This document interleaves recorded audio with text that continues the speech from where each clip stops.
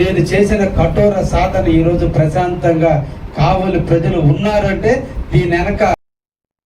నిర్మల్ జిల్లా సారంగపూర్ మండలం ఆడెల్లి పోచమ్మ హరితవనంలో వన మహోత్సవం సందర్భంగా భారీగా మొక్కలు నాటారు. అదనపు కలెక్టర్ వెంకటేశ్వర్లు, ఎస్పీ జానకి, షర్మిల, అటవీశాఖ అధికారులు పాల్గొన్నారు. పర్యావరణ సమతుల్యత కోసం ప్రతి ఒక్కరూ మొక్కలు నాటి వాటిని సంరక్షించాలని అధికారులు పిలుపునిచ్చారు. అటవీ విస్తీర్ణం పెంచేందుకు ప్రజలు భాగస్వాములు కావాలని సూచించారు. అధికారులు, విద్యార్థులు, గ్రామస్తులు కలిసి మొక్కలు నాటారు.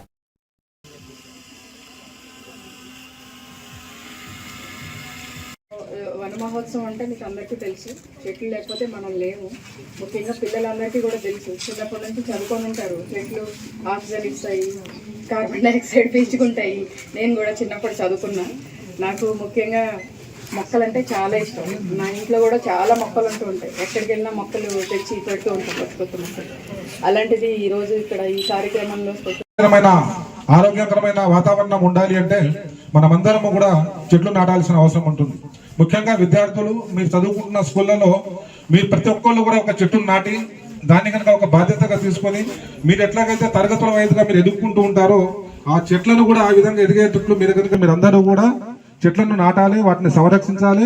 సంరక్షించి always try to follow green ways.